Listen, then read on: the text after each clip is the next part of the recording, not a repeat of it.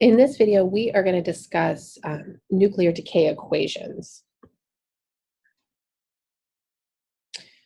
So we've discussed that some isotopes are not stable, and they will decay by releasing energy and a particle sometimes to try to get to a more stable configuration. And we can represent that with a radioactive decay equation. And so this is that process where the radioactive isotope is trying to become more stable. And it'll follow this format every single time. Your original nucleus will always be on the left-hand side, followed by an arrow. And this is our before decay, and this is our after decay. And so we should have one isotope on our left-hand side of the equation, and we should have a new isotope plus the particle that's emitted on the right-hand side of the equation. And this arrow is what we use in chemistry to signify before and after or equals. And we'll use this with chemical reactions throughout the quarter.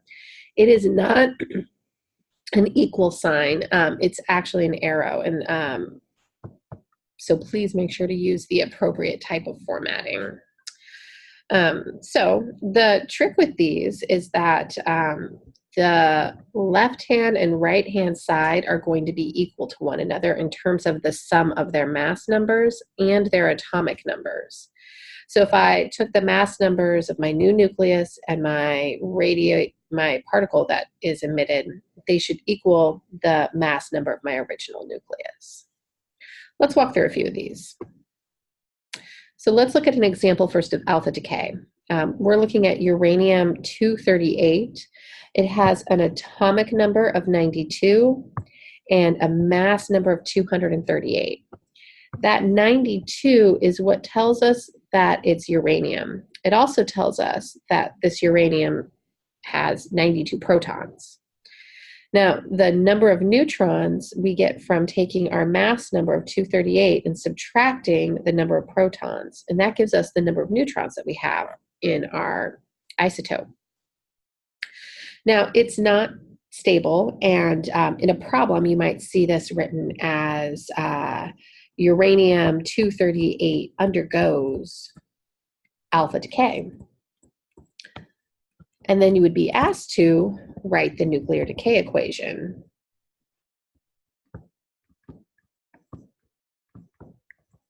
And so if you would do that, on your right-hand side, you would start with the given piece of information, that uranium-238, and write it using our chemical isotope symbols. Then we have our arrow giving us the pointing to the after of our decay. And we're going to have two things. We're going to have the emitted particle, and we're going to have our new isotope. And we're going to structure these in the isotope symbols that we were used to. So I know that an alpha particle is a helium nucleus that will have a mass number of 4 and an atomic number of 2. So I'll write that out right away. So again, my mass number is 4. That means 2 protons, 2 neutrons. My atomic number is 2. Now, before I know what element I have, the way I would figure it out is to figure out what plus 2 would equal 92. So 92 is going to equal 2 plus x. So I can solve for x. It has to equal 90. So I'll write out my new isotope's atomic number. I'll do something similar for my mass number. My mass number has to equal 238, and I know that I'll lose 4, so 4 plus x should equal 238. If I solve for x, I'll get 234. And I'll see that, so my new isotope has a mass number of 234 and an atomic number of 90. I use that atomic number 90 and I look at the periodic table and figure out what element is 90, and it's thorium. And so I'll write my chemical symbol next to represent thorium, I believe.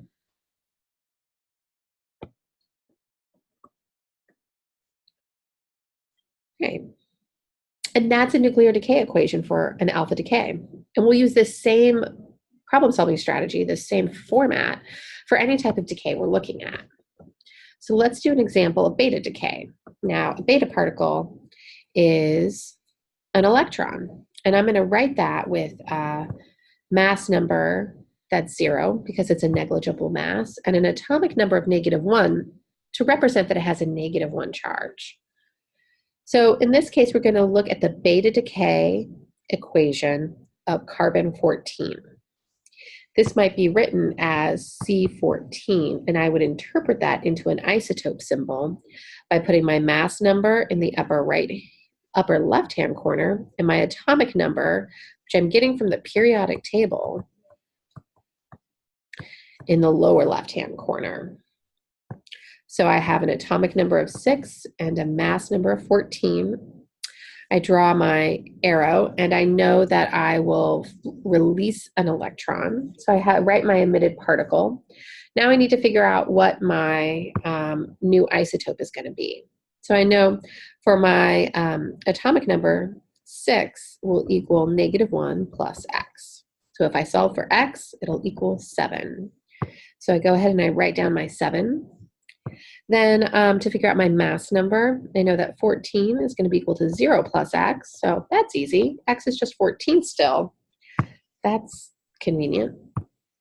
So now I'm going to use this 7 and go to my periodic table and see what element has 7 protons. And it's nitrogen, so I'll write my nitrogen chemical symbol down. So carbon-14 will decay by beta decay to nitrogen-14. Let's try this with positron decay. We'll look at carbon again, but this time we'll look at a different isotope that actually undergoes positron decay, and that's carbon-11. So my carbon-11 has a mass of 11 and atomic number of 6. That means I really have 5 neutrons, which is, again, that 11 minus 6, which is equaling 5. So I'll write that on the left-hand side of my equation. Then I'll draw my arrow, and next I'll write my emitted particle. And this is the part that you're going to have to remember. When I say positron, it's going to equal something that has a mass of 0 and an atomic number of +1. Now I'll determine what my new isotope is. Again, I'm going to take my 6 will equal this +1 plus x, so x will equal 5. I'll write down my new atomic number. Then for my mass number, 11 will equal 0 plus x, so x is 11 again, or easily enough. So I'll look to my periodic table and I'll look up number 5, or atomic number 5, and it's boron. So my carbon-11 will emit a beta particle, and what I'll have afterwards is a boron-11 isotope.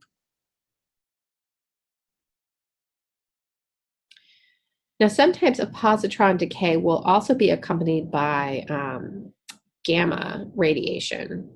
And sometimes gamma radiation will also happen on its own.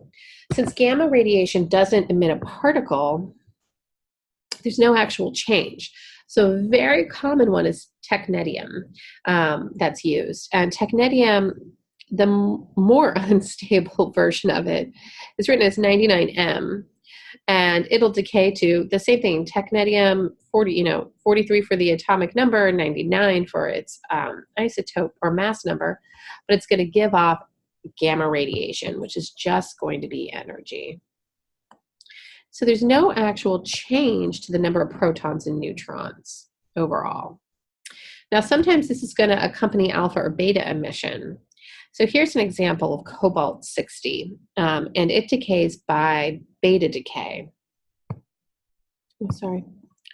So my cobalt-60 has a mass number of 60 and an atomic number of 27 that's coming from the periodic table. And if it is going to undergo beta decay, then I know I'm going to have something that has no charge or no mass and a -1 charge, or an electron.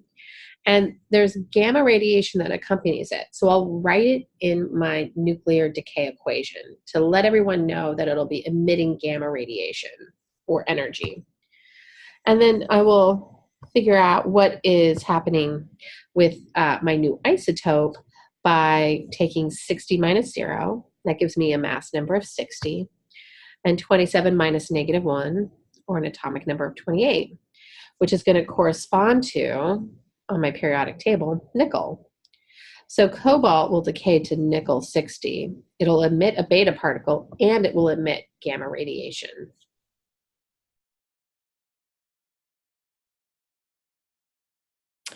So try this example, and I'll go over the solution in a following video. But take a look at gold, 3 different isotopes of gold, and write out the nuclear decay equations for alpha, positron, and beta decay.